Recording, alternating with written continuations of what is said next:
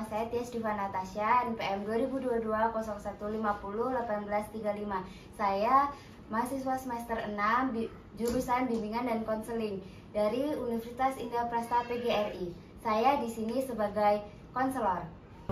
Halo, aku Safa, mahasiswa semester 8 dari jurusan Pendidikan Luar Biasa Universitas Negeri Surabaya. Aku sebagai klien. Hai, kenalin, nama aku Nanda, aku ibu anak satu. Di sini aku sebagai klien, aku punya sedikit permasalahan kecil ya. Nah, di sini tuh dulu, singkat cerita, aku adalah seorang wanita karir, di mana saat ini aku menjadi seorang ibu anak satu. Nah, ini adalah momen puncak kegalauan aku yang tadinya seorang wanita karir, tapi menjadi seorang ibu dan tetap ingin berpenghasilan. Makanya aku konsultasi di sini dan aku pengen banget buat tetap bisa full time sama anak aku, tapi tetap bisa berpenghasilan kayak dulu gitu. A few moments later. Pagi. Selamat pagi, silakan duduk. Ya, makasih. Terima kasih sudah datang ke sini. Ya, sama-sama. Senang rasanya saya bisa bertemu dengan Ibu. Kira-kira hari ini mau cerita apa nih Ibu nih?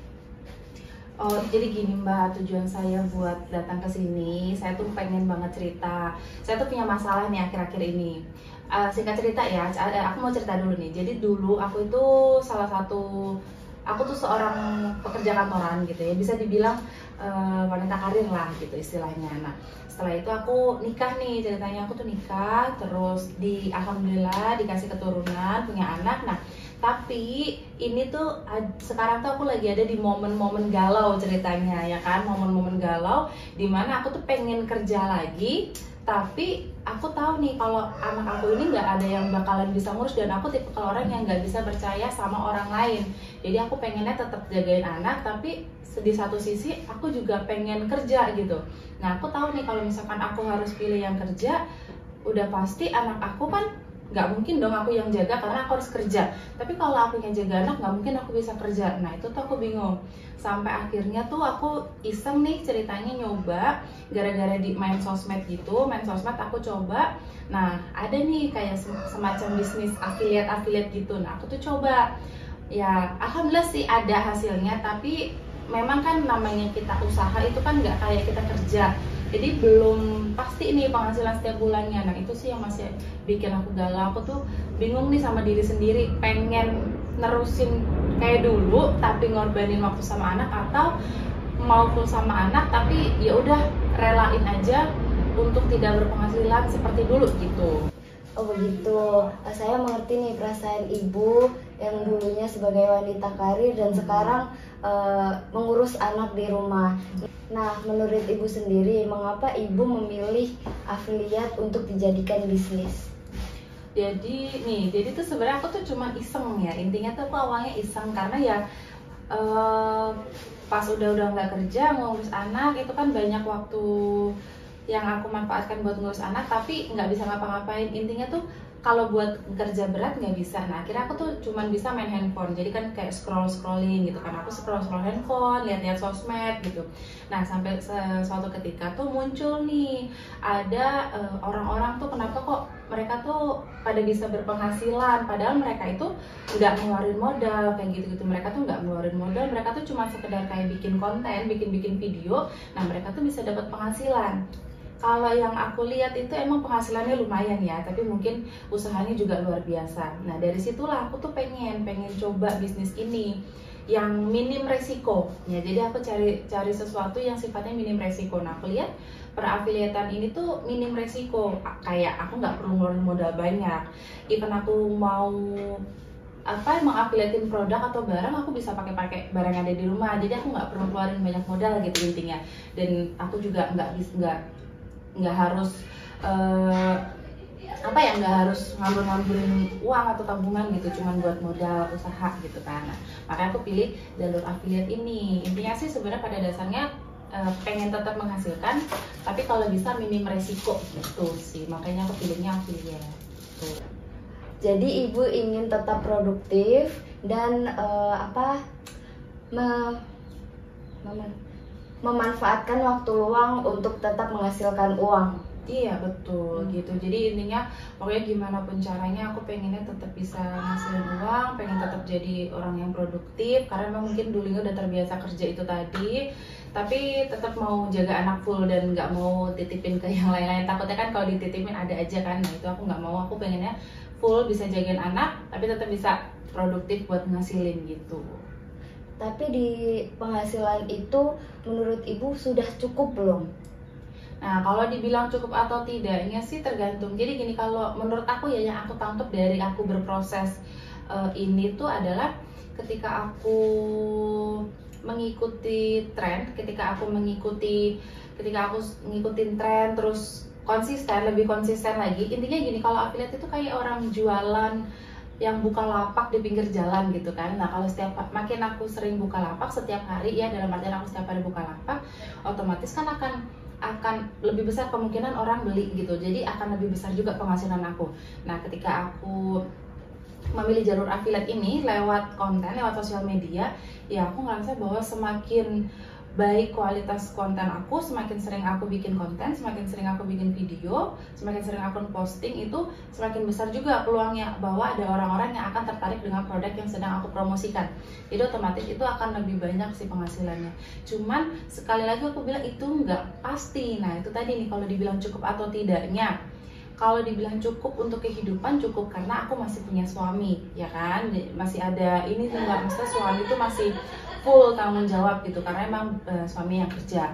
Tapi kalau dari aku sendiri, memang aku ini niatnya punya penghasilan bukan untuk mencukupi kehidupan, tapi karena emang udah terbiasa kerja dan tetap pengen ngasilin. Ya ini mah buat iseng-iseng aja ya, maksudnya buat kita jajan sama anak, buat ini kayak gitu aja. Jadi kalau cuma sekedar buat yang sifatnya have fun gitu sih, sejauh ini cukup. Tapi kalau ingin mau diseriusin tuh ya kayaknya sih harusnya bisa lebih banyak dari itu sih gitu. Tapi ya itu tadi, kadang apa ya, konsistennya itu loh yang susah, terlebih lagi kalau kita punya anak. Jadi kayak serba salah. Sebenarnya apapun kegiatannya, apapun yang dilakuin itu kayak serba salah. Kalau kita punya, menurut aku ya, kalau kita punya anak gitu tuh kayak ribet gitu, tau gak sih Mbak? Maksudnya ribet gitu. Ya walaupun anaknya nggak ngeribetin tapi ribet gitu jatuhnya gitu loh maksudnya. Tapi ya makanya aku tuh galau nih gitu, kayak apa aku kerja aja ya. Kalau kerja kan pasti nih setiap bulannya, kalau udah pasti kan berarti kan udah bisa ngatur nih pengeluaran karena udah tahu pemasukan pastinya segini. Tapi kan kalau dari affiliate kayak gini kan nggak pasti kan. Jadi kalau dibilang cukup nggak cukup sih ya dicukup-cukupin gitu sebenarnya. Lalu sejauh ini langkah apa yang ibu lakukan untuk mencapai tujuan ibu tersebut? Kalau yang udah aku lakuin sih sejauh ini kayak ya belajar untuk konsisten posting konten sih setiap hari. Jadi semakin aku konsisten itu kan tandanya aku semakin giat ya jualannya, semakin memperbesar peluang juga untuk bisa menghasilkan lebih banyak lagi. Itu sih sejauh ini baru itu aja yang cukup. Wah, hebat ya ibu. Ibu sudah memiliki sistem kerja sendiri dan sangat aktif. Itu termasuk kemajuan yang sangat luar biasa. Kalau melihat hasilnya sejauh ini, apakah ibu merasa usaha yang ibu lakukan itu mendekatkan ibu dengan cita-cita ibu? Cita-cita. Apa-apa, terus lagi ya, terus dhisik. Les kadang ngomong terus aku mau blend terus loh.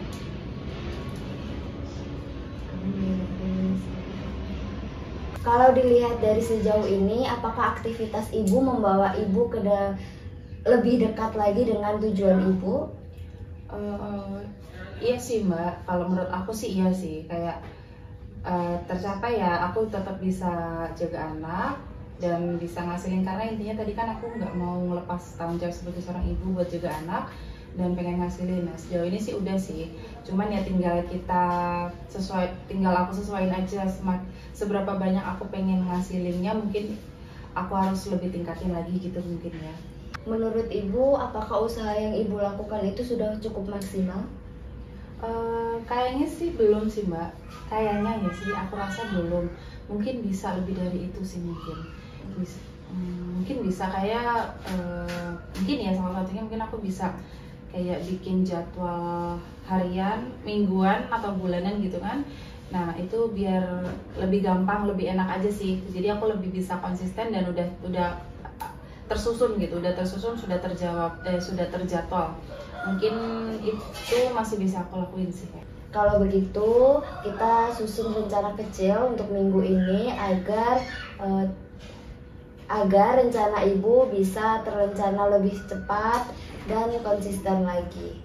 Boleh sih Mbak, aku mau banget sih.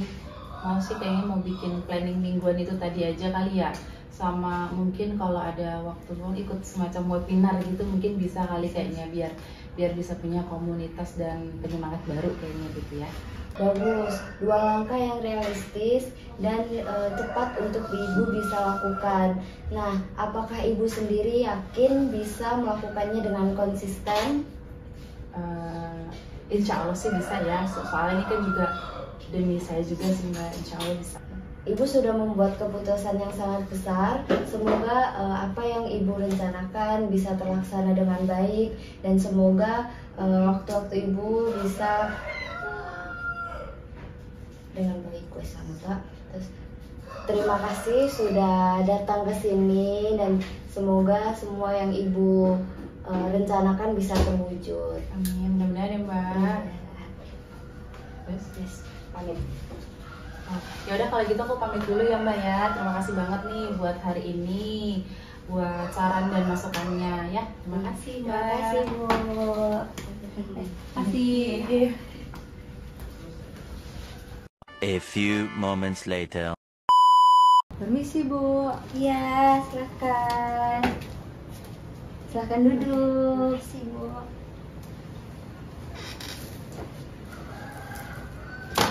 Selamat siang, perkenalkan nama saya Tia. Saya konselor yang akan menemani kamu pada siang hari ini. Boleh saya tahu nama kamu siapa? Selamat siang Ibu, perkenalkan saya Safa. Oke, senang bertemu dengan kamu Safa. Apa yang membuat kamu datang ke ruang konseling ini?